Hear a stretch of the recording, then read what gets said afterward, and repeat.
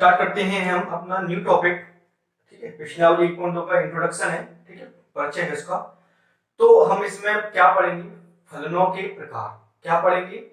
फलनों के प्रकार। तो फलनों के प्रकार पढ़ने से पहले सबसे पहले हम पढ़ेंगे फलन क्या होता है।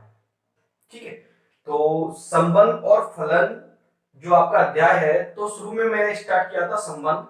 उसमें मैंने आपको फलन के बारे में भी समझाया था कि संबंध और फलन में क्या अंतर है, कब हम संबंध कहेंगे, कब हम फलन कहेंगे। ठीक है, तो ये बताया था मैंने आपको, जो संबंध होता है, ठीक है, उसमें कुछ खास कंडीशन नहीं होती है, लेकिन जो फलन होता है तो उसमें विशेष प्रकार की होती कंडीशन होती है। मतलब अगर कोई संबंध है, एक समुच्चय से दूसरे समुच्चय में संबंध है, तो जरूरी नहीं है वो फलन भी हो। हाँ, अगर फलन है तो उसको हम संबंध कह सकते हैं। फलन जो होता है उसको संबंध कह सकते हैं, हर एक संबंध फलन नहीं होता है। ठीक है, तो फलन को समझने से पहले हम, तो आपने 11वीं क्लास में फलन को डिटेल में समझा है, फलनों के प्रकार भी समझाया है, लेकिन वो फलनों के आपने जो प्रकार समझे थे, अचर फलन, बहुपद फलन, ठीक है ना, इस टाइप के आपने जो फलन पढ़े थे, वो फलन जो थे ना, वो ग्राफ के आधार पर थे। लेकिन इस क्लास में, क्लास 12th में आप जो फलनों के प्रकार पढ़ोगे वो मैपिंग के आधार पर है, मतलब प्रतिचित्रण के आधार पर है। वो मैं बताऊंगा अभी क्या होता है। बट सबसे पहले हम फलन के बारे में समझेंगे। ठीक है, परिभाषा मैंने स्टेप को समझाई थी, वो अभी भी बता रहा हूं आपको। ठीक है, बट यहाँ पर हम क्या लेंगे? एक्स और वाई लेंगे। क्यों? क्योंकि इस फलन में एक्स के कुछ मान और वाई के मान की बात होगी, इसलिए। ठीक है, वहां ऐसा कुछ था नहीं, इसलिए हमने कुछ खास बात नहीं की थी। तो समझते हैं फलन क्या होता है। फलन की परिभाषा आपके सामने लिखी हुई है। अब फलन को समझने से पहले आपको उसकी परिभाषा समझनी होगी। ठीक है, तो मैं धीमे धीमे समझा दूंगा आपको सब कुछ, नो टेंशन। ठीक है, थोड़ा तसल्ली रखना। जैसा आप धीमे धीमे धीमे धीमे पढ़ते जाओगे उतना ही फलन आपको क्लियर होता जाएगा। जैसे कि संबंध ऑफ पढ़ा था, तो संबंध में शुरू में समझ में नहीं आता कि संबंध क्या है, फिर संबंध की डिटेल में समझा था, कुछ एग्जांपल समझे थे, उदाहरण समझे थे, फिर फलन के प्रकार, संबंध के प्रकार समझे थे, तो थोड़ी सी प्रॉब्लम आ रही थी। फिर संबंध से रिलेटेड हम जब सवाल किए थे, तो हमें संबंध बिल्कुल अच्छे से माइंड में सेट हो गया। ऐसा ही फलन में होगा। फलन आप शुरू समझोगे तो कुछ परसेंट बैठेगा, फिर उसके और समझोगे तो और परसेंट बैठेगा। पूरी एक्सरसाइज कर लेंगे ना, फिर आपको पूरा ही क्लियर हो जाएगा कि फलन होता क्या है, क्या पढ़ा आपने फलन में, है ना। तो थोड़ा तसल्ली रखना, सिस्टमेटिक पढ़ना, क्योंकि फलन और संबंध कुछ अजीब तरह के चैप्टर है, कैलकुलेशन तो है नहीं है, सीधे सीधे गुणा भाग आपने जो भी कुछ है कर दिया और हो गया आंसर। ठीक है, समझने की इसमें बहुत जरूरत होती है। ठीक है, चलिए, तो क्या है फलन? माना x और y दो दिए समुच्चय हैं, तो वही बात हुई, इसमें संबंध से समझाता वैसे ही फलन समझेंगे। तो दो समुच्चय होंगे x और y, तथा समुच्चय x के प्रत्येक अवयव, इसमें महत्वपूर्ण बात क्या है, x का प्रत्येक अवयव के संगत समुच्चय y में एक और केवल एक प्रतिबिंब हो है। ठीक है, तब इस नियम को, f को, इस नियम, जो नियम होगा उसको क्या कहेंगे? f को x का y पर क्या कहते हैं? एक फलन या प्रतिचित्रण कहते हैं। ठीक है, ये तो परिभाषा हुई। अब समझो इसके एक एक शब्द को। समुच्चय x के प्रत्येक अवयव, पहली बात इसमें क्या है कि x के प्रत्येक अवयव होना का संबंध होना चाहिए किससे? देखो कि संगत समुच्चय y में, समुच्चय y में, मतलब x का प्रत्येक अवयव समुच्चय y में एक और केवल एक प्रतिबिंब है। मतलब अब समझो इसको कि x का प्रत्येक अवयव, x के प्रत्येक अवयव का प्रतिबिंब समुच्चय y में एक और केवल एक से होना चाहिए। मतलब समुच्चय x के अवयव का संबंध y में एक से ज्यादा पे नहीं होना चाहिए, एक से ज्यादा पे नहीं होना चाहिए, एक और केवल एक होना चाहिए। ठीक है, और x का प्रत्येक अवयव होना चाहिए। फलन की यही दो शर्तें हैं। क्या है कि पहली बात, x के प्रत्येक अवयव का संबंध, हम संबंध कहेंगे, अभी प्रतिबिंब भी समझाता हूं क्या है। x के प्रत्येक अवयव का संबंध समुच्चय y में एक और केवल एक अवयव से ही होना चाहिए, एक और एक केवल एक ही अवयव से होना चाहिए। मतलब इसमें किसी भी अवयव का संबंध y में किसी दो से नहीं होना चाहिए। ठीक है, तो इसमें दो ही कंडीशन है, पहली x का प्रत्येक अवयव का संबंध y में होना चाहिए, दूसरी प्रत्येक अवयव का संबंध y में केवल एक और एक से ही हो, एक से ज्यादा ना हो। ठीक है, प्रत्येक अवयव का संबंध y में एक से ज्यादा पे ना हो। अब सुनो प्रतिबिंब क्या कहते हैं, यदि एक का संबंध हमने मान लिया a से है, दो का संबंध c से है, तीन का संबंध e से है, चार का संबंध d से है, तो प्रतिबिंब क्या होता है, तो हम सुनो अच्छे से, a को यहाँ पे जो y के जो अवयव होते हैं ना, y के जो अवयव होते हैं x के अवयवों से क्या रखते हैं, संबंध रखते हैं, तो हम उन अवयवों को क्या कहते हैं, प्रतिबिंब कहते हैं। जो संबंध रखते हैं उन अवयवों को प्रतिबिंब कहते हैं। मतलब a प्रतिबिंब है किसका, एक का, c प्रतिबिंब है दो का, e प्रतिबिंब है तीन का, और d प्रतिबिंब है चार का, b कोई प्रतिबिंब नहीं है, क्योंकि b अवयव जो है ना उसका संबंध x में किसी से है नहीं। ठीक है, तो इसमें दो कंडीशन लग रही है, पहली x का प्रत्येक अवयव, तो x का प्रत्येक अवयव y में एक और केवल एक से रख रहा है, एक का एक a से एक से ही है, दो का c से है, तीन का e से है, चार का d से है, मतलब इसके अवयव का एक का दो से नहीं होना चाहिए y में, बस एक से ही होना चाहिए। क्लियर? ठीक है, अब हम थोड़े उदाहरण समझेंगे। अच्छा, प्रतिचित्रण सुनो, ये जो पूरा होता है इस पूरे को हम क्या कहते हैं, मैपिंग कहते हैं। ठीक है, इस टाइप से हम फलन लिखते हैं, लेकिन जब ये चित्र बना देते हैं, इसका प्रतिबिंब वाला चित्र बना देते हैं, इस चीज को हम क्या कहते हैं, मैपिंग कहते हैं। क्या कहते हैं, मैपिंग, प्रतिचित्रण। ठीक है, तो बहुत छोटी सी बातें हैं। अब फलन को दिखाते कैसे हैं, जैसे हमने संबंध दिखाया था, संबंध एक समुच्चय ए का बी से, वैसे ही है फलन x का y पर, x का y पर। ठीक है, तो इसको लिखते कैसे, y बराबर fx, मतलब x के मान रखते जाते हैं, y के मान निकलता जाता है, तो y बराबर क्या होता है, fx होता है। ठीक है, फलन x का, ठीक है, फलन x का y पर, तो x यहाँ मान रखते जाते हैं, यहाँ निकलते जाते हैं, जो निकलते जाते हैं उनको हम कहते हैं फलन का मान। क्या कहते हैं, फलन का मान या प्रतिबिंब। जब हम इस चीज की बात करेंगे तो प्रतिबिंब कहेंगे, जब हल करने की बात कहेंगे तो क्या कहेंगे, मान। क्लियर? जैसे एक छोटा सा एग्जांपल देता हूं, चलो, जैसे मैंने लिखा fx equal to x plus 2, समझना अच्छे से, बहुत सिंपल है, fx बराबर x प्लस 2, या फिर हम इसी को क्या लिखते हैं, y बराबर x प्लस 2। ये बात एक ही होती है, ध्यान रखना हमेशा, y बराबर fx या x प्लस 2 इस टाइप से जो होती है तो y बराबर ही माना जाता है। जैसे अब मैं x का मान रखा, जैसे मैंने रखा x बराबर 1, तो x बराबर 1 रखेंगे तो fx बराबर कितना आएगा, बताइए जरा, 1 प्लस 2 बराबर 3, यानी कि y बराबर जो fx हम जो बोल रहे हैं वो क्या है, जब x बराबर मैं रखूंगा 1 तो y बराबर कितना आएगा, 3, तो इसका मतलब ये है y बराबर 3 मान आ गया, या फिर fx का मान कितना आ गया, 3 आ गया, मतलब एक ही है। तो उसको हम क्या कहते हैं, मान कहते हैं। ये हम थोड़ा सा बाद में जब सवाल आएंगे तब तो समझ में आएगा आपको डिटेल में, वैसे आप थोड़ा सा पढ़ा होगा आपने क्लास 11 में, बट ठीक है इसको। तो ये हमारा क्या है, फलन। अब मैंने आपके सामने 4 एग्जांपल लिखे हुए हैं, इनको समझो अच्छे से, बिल्कुल क्लियर हो जाएगा। क्या समझना है आपको, दो बातें। पहली बात, x के प्रत्येक अवयव का संबंध y में होना चाहिए, प्रत्येक अवयव का होना चाहिए, या संबंध से मतलब यहाँ पर प्रतिबिंब की बात हो रही है। ठीक है, एक का प्रतिबिंब a में बनना चाहिए, ठीक है, x के प्रत्येक अवयव का प्रतिबिंब y में बनना चाहिए, पहली बात। दूसरी बात, यहां से लाइन उस तरफ सिर्फ एक और एक अवयव पर ही जानी चाहिए, यहां से दो लाइनें चाहिए, मतलब एक अवयव का संबंध वहां पर सिर्फ एक से ही होना चाहिए, एक से ज्यादा से नहीं होना चाहिए यहाँ का। ठीक है, इतनी बात समझ आई। अब समझो एग्जांपल, देखो पहला, क्या पहला फलन है, देखो इसमें एक का a से है, दो का b से है, ठीक है, तीन का c से, यहां से एक से जा रही है, एक पे जा रही है, यहां से लाइन एक ही जानी चाहिए, यहां से दो लाइन नहीं जानी चाहिए। ठीक है, चार का नहीं है संबंध किसी से, तो हमने क्या पढ़ा था, x के प्रत्येक अवयव का होना चाहिए, तो ये फलन नहीं है। ठीक है, नेक्स्ट, अब इसमें देखो, एक का a से है, दो का b से है, तीन का c से है, चार का भी किससे है, सी से, 4 का किसे डी से।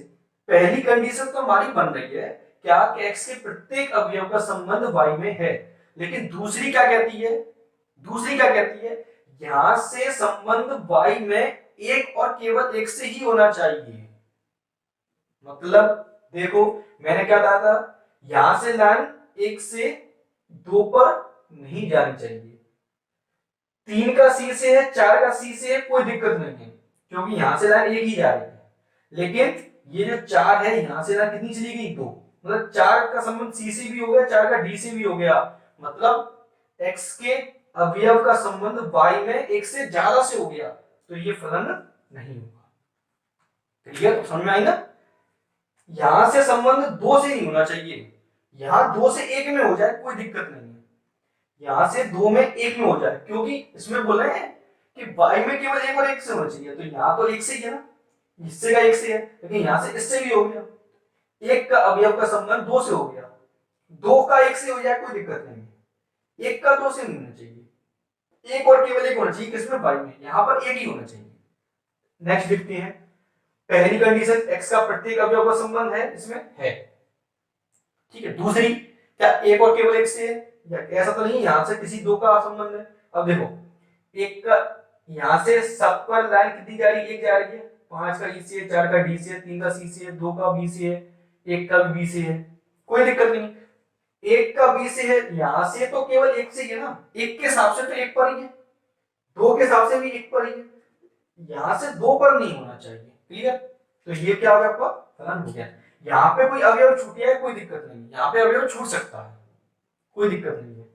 नेक्स्ट, 1 का ए से है, 2 का बी से है, 3 का भी बी से है, कोई दिक्कत नहीं है, 2 का 1 से हो जाए कोई दिक्कत नहीं, 3 का 1 से हो जाए कोई दिक्कत नहीं है, 1 का 2 से नहीं होना चाहिए, 2 से 3 4 से नहीं होना चाहिए, 4 का सी से, 5 का डी से, ये छूटे कोई बात नहीं, ये भी क्या है, ठीक है। तो अब फलन समझ में आया ना, फलन किस प्रकार से होगा, ये तो हम प्रतिचित्रण बना रहे हैं, एग्जाम्पल लेंगे, धीमे धीमे आपको क्लियर होता जाएगा कि हाँ फलन इस प्रकार से होता है। संबंध जैसे ही होगा लगभग थोड़ा सा डिफरेंट होगा, थोड़ा सा, क्योंकि इसमें विशेष शर्त आ गई है, ठीक है।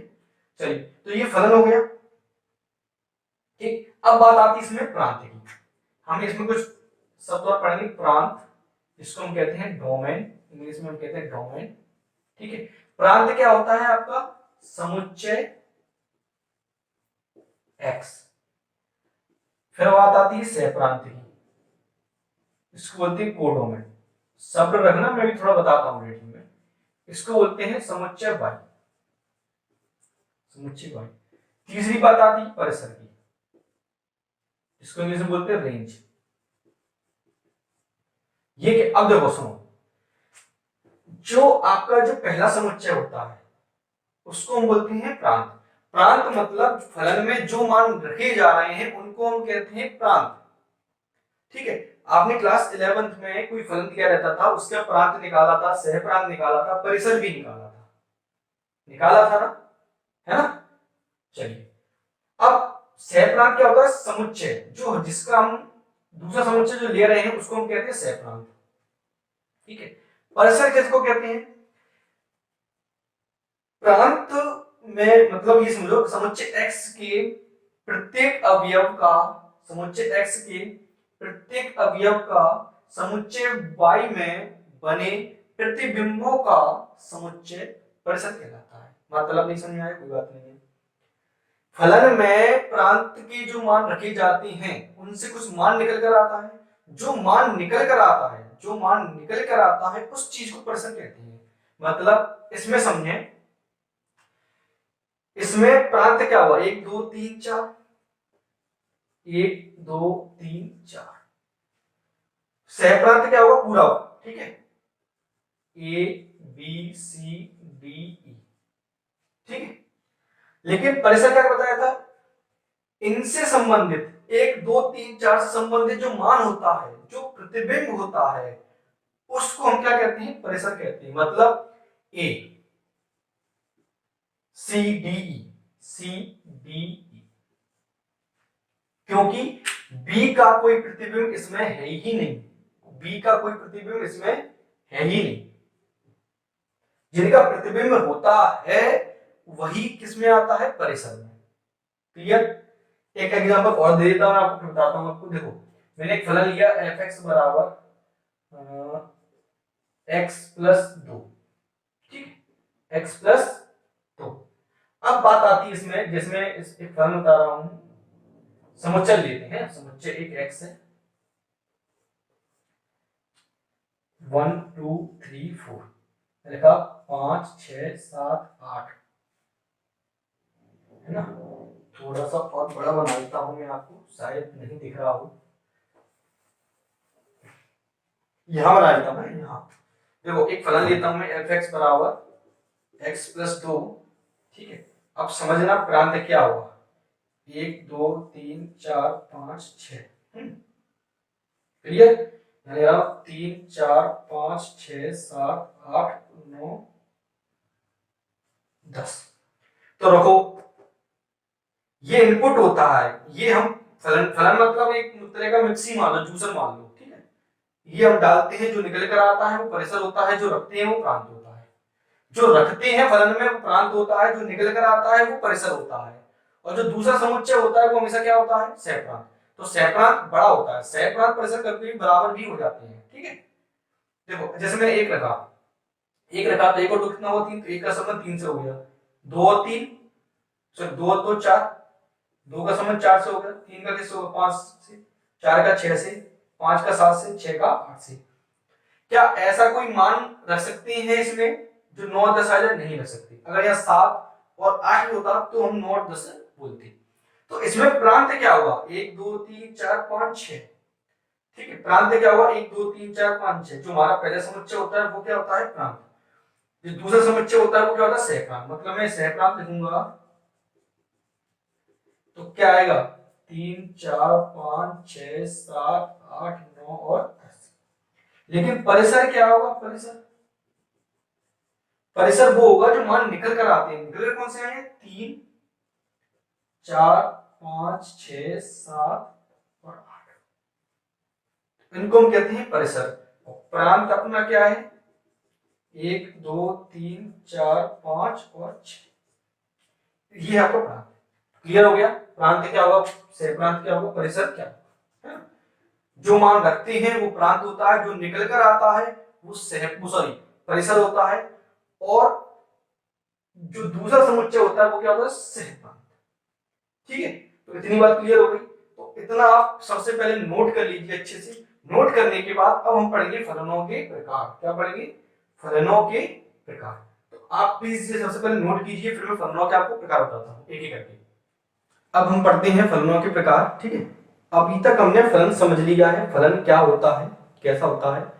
अब हम फलनों के प्रकार समझेंगे, मतलब वो फलन तो होना ही चाहिए, है ना, तब वो फलनों के प्रकार पर आएगा। तो बहुत ही सिंपल है, मेनली आपके दो प्रकार के फलन होते हैं, ठीक है। फलन के प्रकार में दो प्रकार के होंगे, ठीक है। पहला एक एक ही आएगा, दूसरा आच्छादक आएगा। तो सबसे पहला हम पढ़ते हैं एक एक ही फलन, ठीक है। जैसा कि इसका नाम है एक एक ही, इंग्लिश में बोलते हैं वन वन, या एक एक इंग्लिश बोलते हैं इंजेक्टिव, ठीक है। आपको इंग्लिश में इंजेक्टिव याद है तो ठीक है, ये तो कोई समस्या नहीं है। बस आपको यहां ध्यान रखना है एक एक ही और एक एक, और इंग्लिश में ये वाला ध्यान रखना है वन वन, क्योंकि वन वन का मतलब ये है इसी के अंदर परिभाषा है, ठीक है। इसी के अंदर परिभाषा आपकी छुपी हुई है। वो कैसे, देखो पहले हम परिभाषा पढ़े, फिर हम आपको बताते हैं। फलन f x से y पर एक एक ही फलन कहलाता है यदि f के अंतर्गत, f के अंतर्गत मतलब f वो नियम हुआ, नियम के अंतर्गत, नियम के अंतर्गत चलना चाहिए जो कह रहे हैं। f के अंतर्गत का मतलब ये है वो पहले फलन होना चाहिए। f के अंतर्गत का मतलब ये है कि वह पहले एक फलन होना चाहिए, है ना, फलन होना चाहिए, ठीक है। यहां तक बात। x के भिन्न भिन्न अवयवों, मतलब x के भिन्न भिन्न अवयवों के प्रतिबिंब भी भिन्न भिन्न होते हैं या होंगे। मतलब जब x में जब अलग अलग मान रखोगे x से, तो y का मान भी अलग अलग आना चाहिए, अलग अलग रखने पर अलग अलग आना चाहिए, उसको हम कहेंगे एक एक ही फलन। कैसे, देखो एग्जांपल बताता हूं आपको तब समझ में आएगा। जैसे मैं इसको अभी समझाता हूं क्या है ये, इसको थोड़ा सा मान समझेंगे। एक फलन लेता हूं मैं fx बराबर 2x, ठीक है, एक फलन लिया जिसको हम y बराबर ले सकते हैं y बराबर 2x। अब समझना इसको, जो क्या है एक समझ ये x है, ये y है, ठीक है। इसमें मैं कुछ अवयव लिखता हूं, 1 2 3 4 5, ठीक है। इसमें लिखा 1 2 4 5 6 8 10, ठीक है। 2 4 1 2 4 5 6 8 10, क्लियर। अब इसमें ये कह रही हैं अगर मैं इसमें एक डालूं, इसमें किस फलन में जो हमारा है x की जगह रखूंगा 1, तो 1 रखने पर तो 2 एकम 2, तो 1 का संबंध किससे होगा 2 से, 2 रखूंगा तो 2 से 2 का संबंध किससे होगा 4 से, 3 रखेंगे तो क्या आएगा 6, 4 रखेंगे तो क्या आएगा 8, 5 रखेंगे तो कितना आएगा 10। मैं लिख देता हूं 1 2 3 4 5 6 7 8 9 10, ये गिनती। तो इसमें ये क्या हो रहा है ये समझो अच्छे से, x के मैंने भिन्न भिन्न अवयवों, x के भिन्न भिन्न मान रखने पर, जैसे कि मैंने 1 रखा तो 2 आया, 2 रखा तो 4 आया, 3 रखा तो 6 आया, 4 रखा तो 8 आया, 5 रखा तो 10 आया।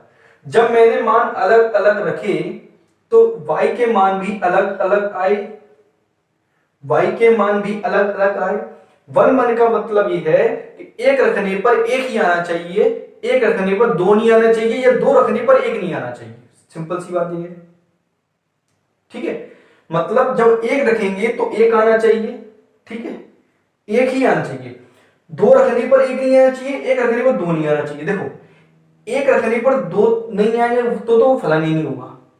अगर 2 रखने पर 1 नहीं आना चाहिए, कैसे, एक एग्जांपल और देता हूं फिर आपको समझाता हूं।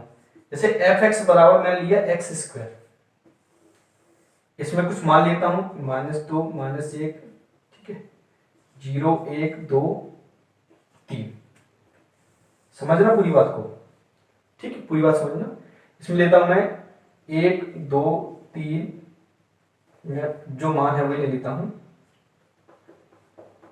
0 2 4 6 8 9 10,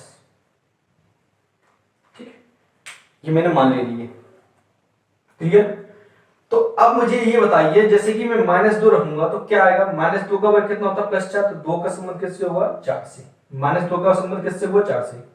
-1 रखूंगा, सॉरी यहाँ पे 1 नहीं आया, 1, -1 का वर्ग कितना होता है 1, तो 1 का संबंध किससे होगा 1 से, -1 का संबंध 1 से, क्लियर। अब 0 रखूंगा तो 0 का वर्ग कितना होता है 0 होता है ना। अब मैंने 1 रखा, 1 का वर्ग कितना होता है 1 ही होता है, 1 का संबंध 1 से होगा। 2 रखने पर 2 का संबंध किससे होगा 4 से होगा। 3 रखने पर 3 का संबंध किससे होगा 9 से होगा या नहीं होगा। तो अब इसमें ये देखिए, इसमें और इसमें अंतर समझिए। परिभाषा ये कहती है कि x के जब मान अलग अलग रखो तो y में भी क्या आना चाहिए, प्रतिबिंब अलग अलग आना चाहिए। प्रतिबिंब मतलब y में आएंगे तो उसके मान भी क्या आने चाहिए, अलग अलग आने चाहिए। तो वो फलन क्या होगा, एक एक ही। इसमें अवयव तो छूटना ही चाहिए क्योंकि वो फलन ही नहीं होगा अगर अवयव छूट गया तो समझो अच्छे से कि जैसे मैंने 1 रखा तो 2 आया, 2 रखा तो 4 आया, 3 रखा तो 6 आया, 4 रखा तो 8 आया, 5 रखा तो 10 आया। जब मैंने मान अलग अलग रखे तो यहां पर मान अलग अलग आए, हाँ या ना आए। तो इस टाइप के फलन को हम क्या कहते हैं, एक एक ही फलन कहते हैं। क्या कहते हैं, एक ही फलन कहते हैं। क्या ये पहले देखो फलन है कि नहीं, देखो समझो, -2 रखने पर कितना आया 4, -1 रखने पर क्या आया 1, 0 रखने पर 0, 1 रखने पर 1 आया, 2 रखने पर 4 आया, 3 रखने पर 9 आया। तो इसमें प्रत्येक अवयव का संबंध इसमें है, प्रतिबिंब बनना है। दूसरी बात, क्या किसी एक से मान रखने पर 2 मान आ रहे हैं, इसमें 1 रखने पर 2 आ रहे हैं क्या, नहीं आ रहे हैं। हाँ 2 रखने पर 1 जरूर आ रहा है, 2 रखने पर 1 जरूर आ रहा है। तो ऐसे फलन को हम एक एक ही नहीं कहेंगे, क्या कहेंगे, बहुएकी। ये अलग प्रकार है, ठीक है, फलन का कुछ अलग नहीं है, बस इसका इसी का टाइप है, ठीक है। बहुएकी सभी मान रखने पर कोई एक ऐसा मिल जाए कि जिनको 2 मान रखने पर कोई 1 मान मिल जाए तो उसको हम क्या कह देंगे, बहुएकी। अब समझो पूरी बात समझो। इसमें क्या होता है, जैसे कि मैंने आपको बताया था शुरू में ही अगर एक एक ही फलन होगा तो बहुएकी नहीं होगा, अगर कोई फलन बहुएकी होगा तो एक एक ही नहीं होगा। मतलब जब आपको सवाल आएगा तो सिद्ध करने के लिए क्या आएगा कि वह फलन एक एक ही है, सिद्ध कीजिए कि यह फलन एक एक ही है, तो आपको क्या सिद्ध करना होगा, एक एक ही। ठीक है, अगर आपसे कह दिया जाए सिद्ध कीजिए यह फलन एक एक ही नहीं है, एक एक ही नहीं सिद्ध करने के लिए क्या करना पड़ेगा, कोई भी ऐसे दो मान बता देने पड़ेंगे जिनको रखने पर फलन का मान एक ही आ रहा है, तो हम क्या कह देंगे, वो है बहुएकी। फॉर एग्जाम्पल दिस, आपने देखा कि fx बराबर जो एक्स स्क्वायर है उसमें कोई दो मान रखने पर एक मान आ रहा है। सभी जरूरी नहीं है, कोई एक मिल जाए, कोई एक ऐसा मान मिल जाए जिसके दो प्रतिबिंब हो, y में कोई एक ऐसा मान मिल जाए जिसके दो प्रतिबिंब हो, तो ऐसे फलन को क्या कहते हैं, बहुएकी। बहुत रखने पर एक आए, बहुत रखने पर एक आए, और एक रखने पर एक आए उसको हम कहेंगे एक एकी। ठीक है, अब ये समझो, ये कह रहे हैं कि सभी x1, x2 belongs to x, मतलब अगर मैं कैपिटल X में से मान भिन्न भिन्न लूं और वो मान किस में रखूं, फलन में रखूं, तो वो मान भी क्या आने चाहिए, बराबर ही आने चाहिए। जैसे कि मैं ये लिया, ठीक है, अगर ये बराबर आ जाते हैं, अगर x1 बराबर x2 आ जाता है तो वह फलन एक एक ही है। अब सुनो, ये मैंने क्यों लिखा है, ये अभी थोड़ी सी समझ में आई होगी, थोड़ी सी नहीं आई होगी, क्लियर। ठीक है, मैं बताता हूं कैसे, एक एग्जांपल, इन दोनों के एग्जांपल से बताता हूं, फिर आपको समझ में आ जाएगा। देखो, अगर मान लो चलो ये फलन है, ये जो परिभाषा लिखी हुई है ये है समझने के लिए, जब हम सवाल करेंगे, जब हम सवाल करेंगे तो इस तरीके का यूज करेंगे। कैसे, देखना, समझना। मैंने ये फलन लिया fx बराबर 2x, ठीक है, तो इसमें एक बार रखता हूं मैं x1, ये लेके चलेंगे और ये सिद्ध करने के लिए आ जाए तो फलन कैसा है, एक एक ही है। आप ये लेकर चलोगे और ये आ जाए तो फलन कैसा है, एक एक ही है, नहीं अन्यथा नहीं है।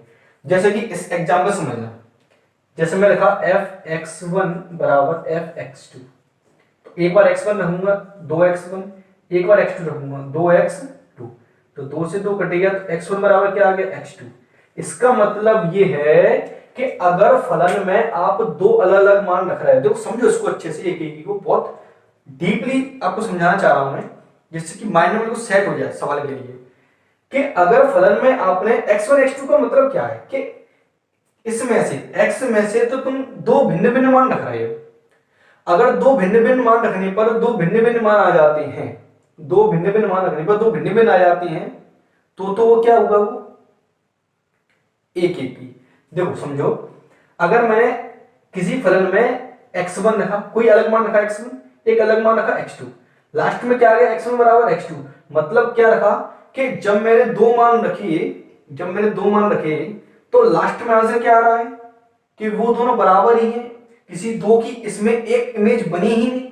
लेकिन इसमें ऐसा नहीं है। कैसे, देखो, अगर मैं fx बराबर -2 रखूं तो भी कितना आ रहा है, 4, और fx बराबर 2 रखूं तो भी कितना आ रहा है, 4। इसका मतलब क्या है, इसका मतलब यह है कि -2 की इमेज भी 4 हो गई और 2 की इमेज भी क्या हो गई, 4। अब इसमें ये x1 मान के चलो, ये x2 मान चलो, क्या -2 के बराबर है क्या, नहीं है ना, नहीं है ना। समझो एग्जांपल को अच्छे से, इसलिए मैंने ये आपको एग्जांपल लिए हैं। अगर जो मान रख रहे हैं वो मान भी बराबर आ जाते हैं तो एक एक ही है, ठीक है। अब जैसे ये था, इसमें मैंने -2 रखा तो भी 4 आया, 2 रखा तो भी 4 आया। इसका अर्थ क्या है कि मान फलन में मैं 2 रख रहा हूं तो आंसर कितना आ रहा है, 1, यानी प्रतिबिंब कितना बनना, 1, प्रतिबिंब कितना बनना, 1। ये परिभाषा हो गई। सवाल के हिसाब से देखो कि -2 रखने पर 4 आ रहा है, 2 रखने पर 4 आ रहा है, लेकिन परंतु ये दोनों तो बराबर है नहीं, तो एक एक के लिए क्या सकते हैं कि x1 बराबर x2 आना चाहिए। अगर बराबर आते हैं तो एक एक ही है, और बराबर नहीं आती है तो क्या है, बहुएकी है, ठीक है। यदि कोई फलन एक एक ही है तो वो बहुएकी नहीं होगा, अगर वो फलन बहुएकी है तो एक एक ही नहीं होगा। ये दोनों आपस में विपरीत हैं। तो आपको जब सिद्ध करने के लिए कहा जाएगा कि वो एक एक ही है तो आपको ये लेके चलना है, बाद में सिद्ध कर देना x1 बराबर x2। तो इसके हिसाब से देखें, इसके हिसाब से देखना, x1 स्क्वायर बराबर x2 स्क्वायर आएगा, आएगा कि नहीं आएगा? x1 वर्ग बराबर x2 वर्ग आएगा। जैसे मैं fx1 लेके चलूं fx2, ठीक है, इसमें x1 स्क्वायर x2 स्क्वायर। अब मैं दोनों का वर्गमूल लूंगा तो वर्गमूल लेने पर क्या आता है? प्लस माइनस आता है कि नहीं आता है? क्या ये दोनों बराबर आए? नहीं आए ना, ये बराबर नहीं है, इसलिए ये फलन कैसा नहीं है? एक ही नहीं है। टेंशन ना लीजिए, अभी सवाल जब आएंगे तब बता रहा हूं। ये मैं परिभाषा के शब्द समझाया, ये है सवाल के हिसाब से। जब आपको सवाल आएगा, जैसे मान लो यही सवाल आ गया कि सिद्ध की ये फलन एक ही है, तो क्या करोगे सवाल के अंदर? आप सॉल्व करके आप ऐसे तो दिखाओगे नहीं, क्योंकि समस्या काफी बड़ा हो सकता है। तो आप क्या करोगे? सेम टू सेम ऐसा ही करोगे कि फलन में एक बार बराबर x1 रखोगे, फिर दूसरे बार क्या रखोगे? x2 रखोगे। हल करने पर x1 बराबर x2 आ जाता है तो एक ही है, अगर नहीं आता है तो बहुएकी है। ठीक है, फॉर एग्जाम्पल दिस, जैसे ये किया मैंने। ठीक है, तो आपको सिद्ध करने के लिए कहा है कि ये एक ही नहीं है। ठीक है, जैसे यही एग्जाम्पल है कि सिद्ध कीजिए fx बराबर एक्स स्क्वायर एक ही नहीं है। fx बराबर एक्स स्क्वायर एक ही नहीं है। तो इसका मतलब क्या है कि अगर ये है एक ही नहीं है तो आपको इस तरीके से दो एग्जांपल दे देने हैं कि दो की इमेज एक ही में बन रही है, तो हम कह देंगे एक ही नहीं है, तो क्या होगा? वो बहुएकी। ठीक है, तो सिंपल सा मेथड था। जब सवाल करेंगे तब सब कुछ क्लियर होगा। अभी सिर्फ परिभाषा ये समझो कि एक ही फलन वह होता है कि एक रखने पर एक आए, एक मान रखने पर एक आए। ठीक है, एक रखने पर दो ना आ जाए, या दो रखने पर एक ना आ जाए, तो ऐसे फलन को कहते हैं बहुएकी। और भिन्न भिन्न मान रखने पर भिन्न भिन्न आए तो उसको हम क्या कहते हैं? बहुएकी। ये आपको ध्यान रखना है, ये सवाल में कम आएगा, सवाल हमें ऐसे दिया करेंगे। ठीक है ना, तो इतना आप लिख लीजिए, नोट कर लीजिए। फिर हम नेक्स्ट पे आते हैं, आच्छादक पे। ठीक है, बहुएकी में आपको कुछ ध्यान नहीं रखना है। बहुएकी मतलब ये है बहुत मान रखने पर कोई एक मान आ जाए। जैसे कि मैंने कुछ एग्जांपल दिए ना फलन के पहले, तो दो मान रखने पर कोई एक की इमेज बन रही थी, तो वो क्या हो गया? फलन बहुएकी। इसमें अलग अलग बन रही है तो ये क्या हो गया? एक ही है ना। चलिए, तो इसको आप इतना नोट कर लीजिए, फिर मैं आगे बताता हूं आपको। चलिए नेक्स्ट डेफिनेशन देखते हैं हम, क्या परिभाषा रही। दूसरी परिभाषा आपकी आच्छादक है ना। आच्छादक फलन, जिसका नाम है आच्छादक फलन, इंग्लिश में कहते हैं ऑनटू या आच्छादी, सरजेक्टिव फलन। ठीक है, तो आपको वही ये नाम ध्यान रखना है, आच्छादक, इंग्लिश में ऑनटू। ठीक है, या फिर आच्छादी। तो मेन नाम इसका यही है, आच्छादक ऑनटू। क्या है इसको समझेंगे अच्छे से, बहुत अच्छे से समझेंगे, टेंशन ना लीजिए। फलन f x से y पर आच्छादक फलन कहलाता है यदि f के अंतर्गत y का प्रत्येक अवयव, y का ये है आपका कैपिटल X है, ये कैपिटल Y है, मैं अभी समझाऊंगा आपको। ठीक है, समझना। y का प्रत्येक अवयव x के किसी ना किसी अवयव का क्या होना चाहिए? प्रतिबिंब होना चाहिए। थोड़ा समझो अच्छे से इसमें। जो हमने फलन की परिभाषा समझी थी ना, बस उसी से थोड़ी सी आप मिलती जुलती लग रही है आपको। फलन की परिभाषा में क्या था? x का प्रत्येक अवयव y में किसी ना किसी अवयव से एक और केवल एक से संबंधित होना चाहिए।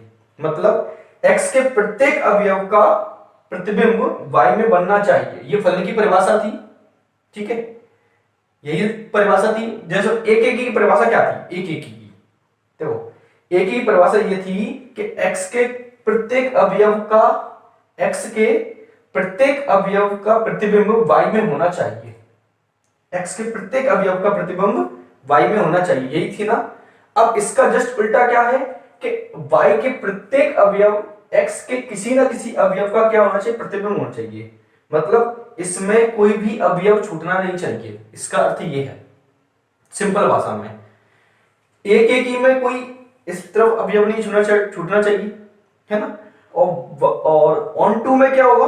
आच्छादक में क्या होगा? यहां पर कोई अवयव छूटना नहीं चाहिए। ठीक है, दूसरी परिभाषा इसकी ये है, प्रत्येक y belongs to capital Y, मतलब प्रत्येक y। अब ये y क्या हुआ? ये y इसमें से बिलोंग्स टू y किसमें है? इसमें से कोई भी के लिए एक ऐसे अवयव x belongs to capital X का अस्तित्व इस प्रकार है कि एफ एक्स बराबर वाई होना चाहिए, एफ एक्स बराबर वाई। नहीं समझ में आया, कोई बात नहीं, आप इसको समझो। ये है, देखो इसमें मैं दो परिभाषा इस प्रकार से लिख रहा हूं, ये परिभाषा आप समझने के लिए, ठीक है, ये परिभाषा आपको सवाल करने के लिए। जब हम सवाल करेंगे तो इसका प्रयोग करेंगे, तब क्लियर होता है कि हाँ ऐसा कुछ है। देखो सुनो, इसमें ये कहना चाह रहे हैं कि y belongs to capital Y, मतलब ये y है ना, इसमें से के लिए एक ऐसे अवयव, मतलब इसमें कोई भी मान होगा, इसका कोई भी मान के लिए, इसके लिए x में, किसमें, x में x बिलोंग्स टू, देखो ये हमारे स्मॉल x के मान है, जो निकल कर आते हैं वो y के मान है। यहां से हम x का मान रखते हैं, जो मान निकल के आते हैं वो किसके होते हैं, y के, यानी कि fx के। एक ही बात है, का अस्तित्व इस प्रकार है कि fx बराबर क्या होना चाहिए, y। fx बराबर y का मतलब यह है कि y का मान कोई ना कोई ऐसा होगा जो x रखने पर आया है, ठीक है। टेंशन ना लीजिए, अभी मैं कुछ उदाहरण दूंगा तब क्लियर होगा। फिर भी समझ में नहीं आया आपको तो एक्सरसाइज पूरी डलिए, मैं ही करवाने वाला हूं आपको, ठीक है। तो आप बिल्कुल चिंता ना कीजिए, धीमे धीमे तसल्ली से कीजिए, ठीक है, क्योंकि इसके लिए बहुत ही थोड़ा सा समझने की जरूरत होती है इसमें, क्योंकि फलन थोड़ा सा समझने वाला चैप्टर होता है, कैलकुलेशन वाला नहीं है, जो कि मैंने आपसे पहले भी बोला था। इसलिए आप ध्यान से समझिए, बुक्स पढ़िए, एग्जाम्पल पढ़िए, फिर आपको धीमे धीमे क्लियर होगा। टाइम लगेगा लेकिन क्लियर जरूर होगा, पक्का।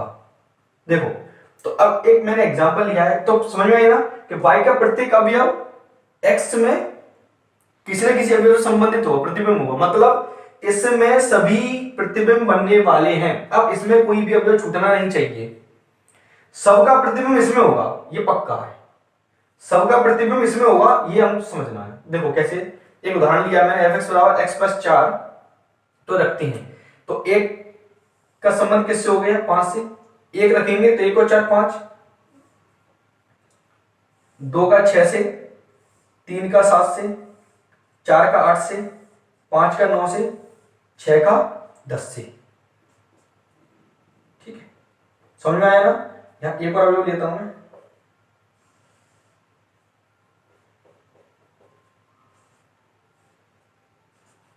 साफ लिया मैंने।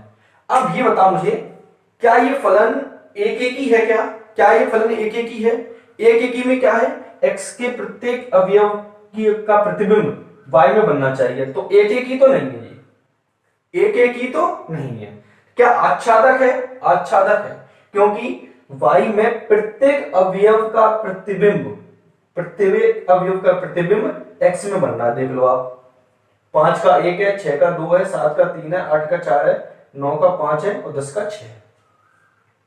5 का प्रतिबिंब क्या है, 1 है, क्या है, 1 है। समझ में आ रहा मैं क्या कहना चाह रहा हूं, ऑन टू फलन तभी होगा जब y में क्या होना चाहिए, प्रत्येक अवयव का प्रतिबिंब x में बनना चाहिए, मतलब सब मान आने वाले हैं। जो हमारा जो दूसरा समुच्चय होगा वो सभी मान आने वाले हैं, सभी मान आने वाले हैं। अब जैसे मैं इसमें लिख दूं 11, क्या आप मुझे ये बताइए, इसमें से कोई सा भी मान रखूं इसमें फलन में, तो क्या 11 आ सकता है क्या, बताइए जरा। 11 आ सकता है क्या, आ सकता है, 7 रखने पर आ सकता है, 7 रखेंगे, 7 से कितने होते हैं, 11। तो अब ये फलन कैसा हो गया बताइए जरा, ये क्या रख रहे हैं जी, एक एक ही भी हो गया, प्रत्येक अवयव का संबंध y में है, और y में एक भी छूट रहा है क्या, नहीं है, तो ये आच्छादक भी है। तो इस प्रकार के फलन को क्या कहते हैं, एक एक ही भी कहते हैं और आच्छादक भी कहते हैं। अब सुनो, और एग्जांपल लेता हूं आपको, मैं बताऊं, ठीक है, 1 2 3 4, 1 2 3 4 5, ठीक है, 2 4 6 8, 1 रखने पर 2 आएगा, 2 रखने पर 4 आएगा, 3 रखने पर 6 आएगा, 4 रखने पर 8 आएगा। क्या ये फलन एक एक ही है, एक एक ही नहीं है, क्योंकि x इसमें प्रत्येक अवयव का, x के प्रत्येक अवयव का संबंध y में नहीं है, तो ये एक एक ही तो नहीं है। क्या आच्छादक है, क्योंकि y में प्रत्येक अवयव का प्रतिबिंब एक में है, ठीक है, y का प्रत्येक अवयव का प्रतिबिंब एक में है, मतलब ये सब प्रतिबिंब बन नहीं है। ठीक है, इसको प्रतिबिंब कहते हैं ना, इन वाले मानों को प्रतिबिंब कहते हैं, किसका, x के मानों का। तो यहां प्रतिबिंब सब बन रहे हैं ना, सब प्रतिबिंब बन रहे हैं ना, तो इसका मतलब ये है ये आच्छादक तो है, एक एक ही नहीं है। अगर मैं इसमें 9 रख दूं, समझना, मैं सभी एग्जांपल लेके चल रहा हूं, ध्यान समझना, इसमें 9 रख दूं, क्या आप ये बताइए कि 9 मान आ सकता है क्या, इसमें कोई भी मान रख के दिख लो आप, क्या 9 आ सकता है क्या, तो इसमें एक अवयव छूट गया, इसका मतलब ये आच्छादक नहीं है। तो अब ये फलन ना तो एक एक ही है और ना ही आच्छादक है। अब मैं इसमें लिख रहा हूं 10 लिखा, तो 5 रखने पर तो कितना आएगा, 10। तो अब ये फलन क्या होगा, ये एक एक ही तो है, क्यों है, क्योंकि प्रत्येक अवयव का संबंध y में है, x के प्रत्येक अवयव का संबंध y में है, तो ये एक एक ही तो है, आच्छादक नहीं है, 9 छूट गया है। समझ में आया, मतलब ऑन टू आच्छादक हम तभी कहेंगे जब y के सभी मान आपके सामने आ जाए, मतलब प्रत्येक मान आना चाहिए, प्रत्येक मान आएगा तभी हम क्या कहेंगे, ये फलन कैसा है, आच्छादक है। अब ये एक एक ही है लेकिन आच्छादक नहीं है, क्योंकि 9 छूट गया। अगर मैं 9 हटा दूं तो अब क्या है, ये एक एक ही भी है और आच्छादक भी है, ये एक एक ही भी है और आच्छादक भी है। कुछ एग्जाम्पल देखो, और ये हमारा x है और ये y है, इस पर कोई एक फलन है fx, ठीक है, 1 2 3 4 5, a b c और d, एक का मैंने बना दिया। देखो अब बताइए ये फलन कैसा है, एक एक ही है या आच्छादक है, बताइए जरा, बताइए ये क्या है, एक एक ही है या आच्छादक है। पहले सबसे पहले फलन चेक करो, फलन है कि x के प्रत्येक अवयव का संबंध में बन रहा है, यहां से सिर्फ एक मान आ रहा है, तो फलन तो है। अब एक एक ही है या नहीं ये देखते हैं, तो एक एक ही में यही है कि x के प्रत्येक अवयव का संबंध y में भिन्न भिन्न अवयव से होना चाहिए, किसी दो का संबंध y में एक से नहीं होना चाहिए, ये हमने परिभाषा पढ़ी थी, यही पढ़ी थी। अब आप ये देखिए, एक का संबंध a से है, दो का संबंध भी a से है, तो ये एक एक ही तो एक एक ही नहीं है, ये हमें पता चल गया। मैं ये क्यों बताना चाह रहा हूं, मैं ये इसलिए बताना चाह रहा हूं कि सवाल में काम आएगा। जब हम सिद्ध करेंगे कि ये फलन एक एक ही है तो हमें प्रत्येक अवयव का संबंध बता देना है। अब हमें सिद्ध करना हो कि ये फलन एक एक ही नहीं है, तो हमें सिर्फ इतना काम करना है कि कोई दो मान ऐसे बता देने हैं कि जिसको फलन में रखने पर एक ही आंसर आ रहा है, यानी कि एक रखने पर भी ए आता है, दो रखने पर भी क्या आता है, ए आता है, तो इसलिए मैं बता रहा हूं आपको, तो एक एक ही नहीं है। आच्छादक क्या है कि सभी अवयव प्रतिबिंब बनने चाहिए, सभी बनना है, इसमें बनना है, तो ये आच्छादक तो है, आच्छादक है, ठीक है। तो अब आपको एक छोटी सी बात बताना चाहता हूं मैं, ये फलन एक एक ही कब होंगे, आच्छादक कब होंगे, ये कोई फिक्स नहीं है। मैंने ये बता दिया कि fx बराबर 2x एक एक ही भी आच्छादक, ऐसा कुछ नहीं कह सकते, ये डिपेंड करता है, ये निर्भर करता है आपके समुच्चयों पर कि x में क्या समुच्चय दी गए हैं, y में x में कौन से अवयव दी गए हैं, y में कौन से अवयव दी गए हैं। अवयव के आधार पर हम बताएंगे कि क्यों फलन एक एक ही कब होगा और आच्छादक कब होगा, क्लियर। तो आपको ये ध्यान रखना है। तो मैंने 3 एग्जांपल दिए आपको, ये बता दिया। अब बात आती इसमें, ठीक है, कि fx बराबर y का मतलब ये है कि x y का सभी मान निकलेगा, ठीक है, सभी मान निकलेंगे x के मान रखने पर, ये है, ये हम सवालों में प्रयोग करेंगे, मैं धीमे धीमे आपको बताता जाऊंगा। अब ये मैंने लिखा है सहप्रांत बराबर परिसर, कोई फलन आच्छादक होगा यदि उसका सहप्रांत और परिसर बराबर आ जाते हैं, साफ साफ दिख रहा है। परिसर मैंने क्या बताया था, जो मान निकल कर आते हैं उनको हम क्या कहते हैं, परिसर। सहप्रांत क्या बताया था, समुच्चय y को क्या कहते हैं, सहप्रांत कहते हैं। अब आप ये बताइए, कोई फलन आच्छादक है तो क्या इसमें कोई अवयव छूटेगा, कोई अवयव छूटेगा।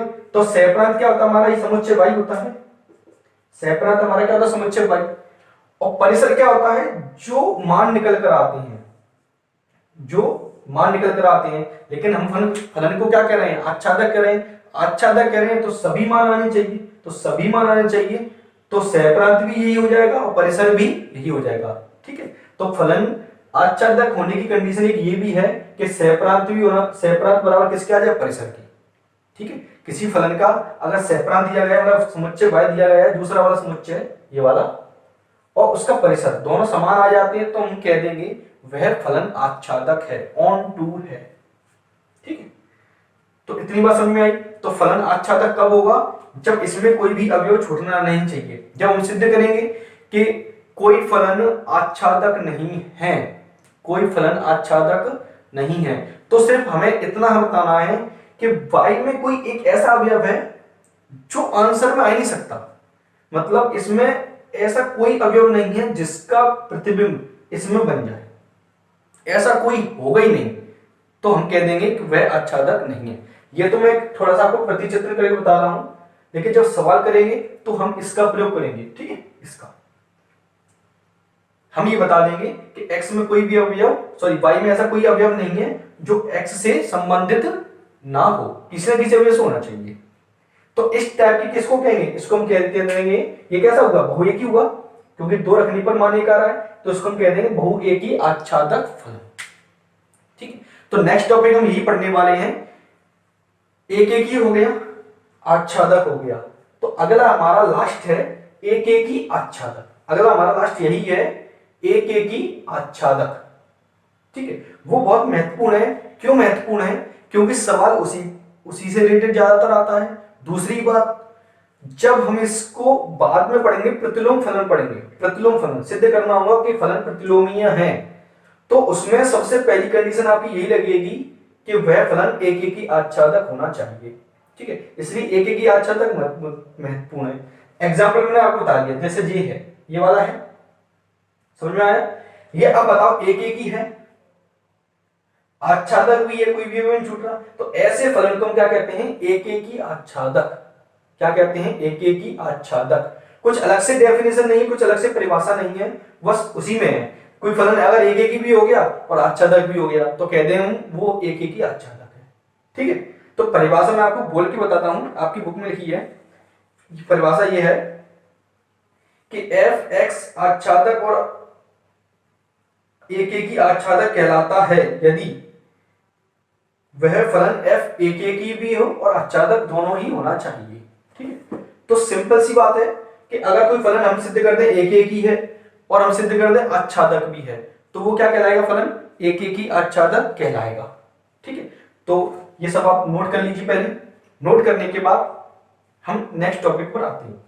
चलिए, आपके सामने कुछ एग्जांपल लिख दिए मैंने, कुछ फिगर बनाए हैं। ठीक है, पहले हम इनसे समझेंगे, फिर उसके बाद हम इस प्रश्नावली के सभी उदाहरण भी लगाएंगे। ठीक है, मैं सभी आपको उदाहरण भी कराऊंगा, क्योंकि मुझे ये आपको टॉपिक क्लियर कराना है, तो क्लियर कराने के लिए आपको ये एग्जांपल भी करवाऊंगा, प्रश्नावली भी मैं ही करवाऊंगा, फिर आपको पक्का ही क्लियर करवाना। ठीक है, क्योंकि ये थोड़ा सा कॉम्प्लिकेटेड है, चैप्टर है। ठीक है, थोड़ा सा अजीब चैप्टर है। क्यों? हर किसी के माइंड में सेट नहीं होता, माइंड में सेट उसी को होगा जो थोड़ा सा परिभाषा को समझने की कोशिश करेगा। ठीक है, समझने की कोशिश मतलब जो परिभाषा कहना चाह रही है, परिभाषा जो कहना चाहती है वही आपको फॉलो करना है। ठीक है, तो समझोगे तो कोई दिक्कत नहीं आएगी किसी भी बच्चे को। ठीक है, चलिए देखते हैं।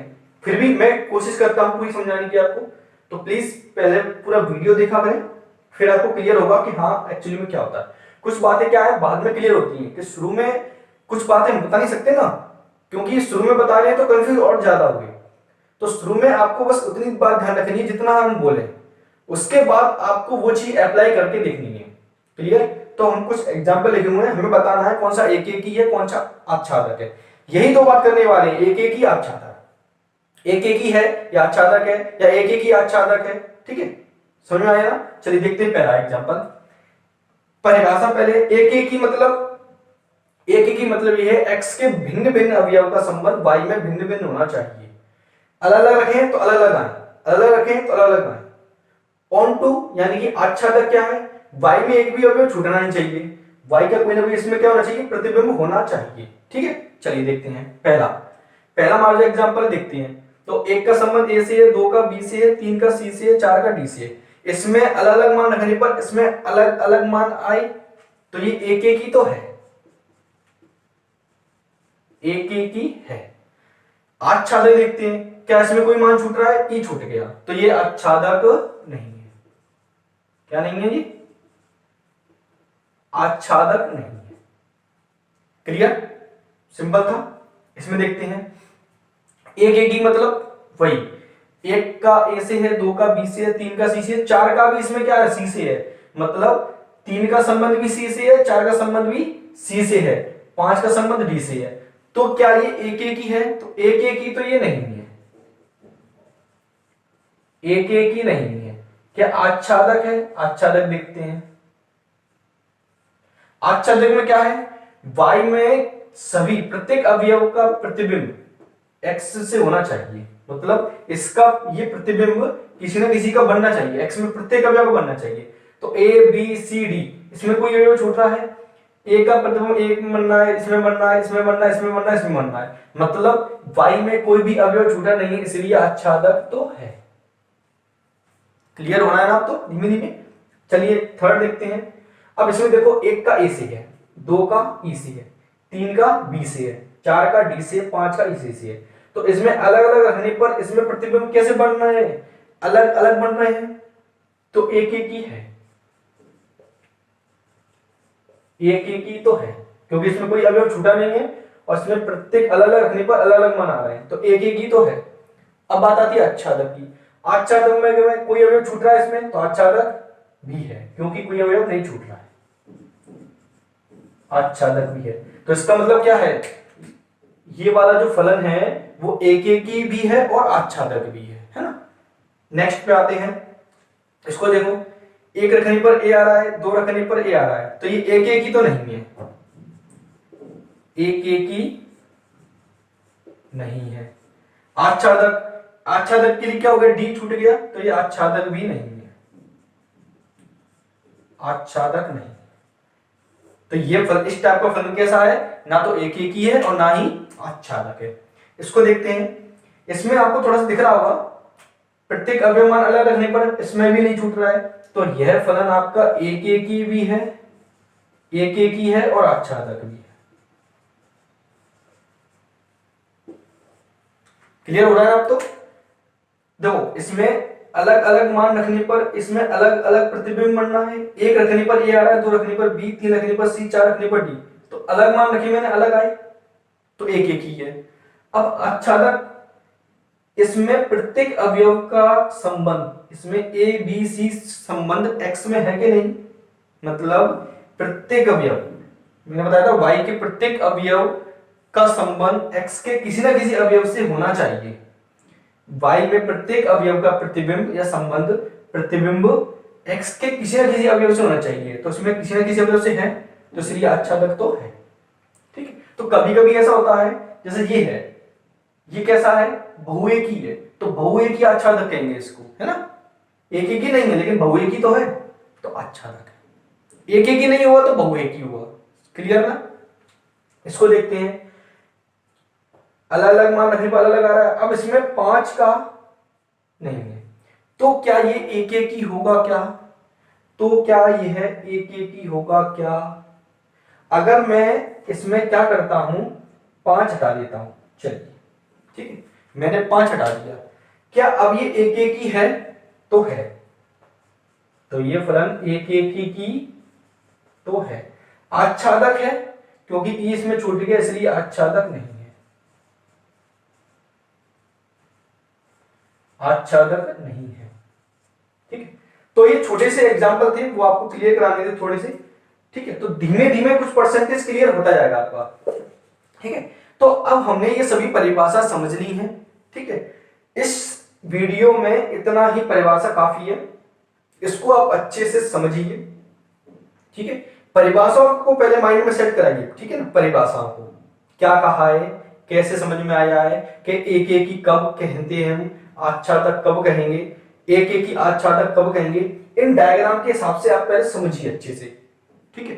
अब अगले वीडियो में, अगले सेशन में मैं आपको उदाहरण लगवाऊंगा सभी। ठीक है। इसमें कुछ ज्यादा उदाहरण नहीं है। ठीक है। तो मैं आपको उदाहरण लगवाऊंगा। उदाहरण नंबर 7 से चालू है, 7, 8, 9, 10, 11, 12, 13 और 14, करीबन 7-8 उदाहरण है। ठीक है। मैं इनको सॉल्व नहीं करवाऊंगा, सॉल्व में उसमें है, मैं आपको उसके हिंट्स दूंगा, आपको कैसे वो एक एक ही है, कैसे आच्छादक है। ठीक है। हो सकेगा तो सॉल्व भी करवा दूंगा, बट आप सबसे पहले आपका काम यही है कि इन सभी परिभाषाओं को अच्छे से समझें। फलन क्या होता है, एक एक ही कब होगा, आच्छादक कब होगा, ये आप अच्छे से समझ लीजिए। समझने के बाद, ठीक है, समझने के बाद हम उदाहरण समझेंगे, फिर आपको पता चलेगा कि सवाल जो आएंगे तो उनको करने का तरीका क्या है। पहली बात हमारी ये होगी सवाल को देखते ही कि पहचानना कि वो एक एक ही है या आच्छादक है, ठीक है, क्योंकि किसी भी चीज का डेफिनेशन तभी माइंड में सेट होती है जब हम उनकी क्या करते हैं, सवाल, ठीक है। संबंध में भी ऐसे हुआ था, हमने परिभाषा समझी थी, कुछ इस तरीके से उदाहरण ले रहे थे, लेकिन हम उसको हल कैसे किया है, उसके सवालों को करके। माइंड में क्लियर कब होगा, माइंड में सेट कब होता है, सवाल करके।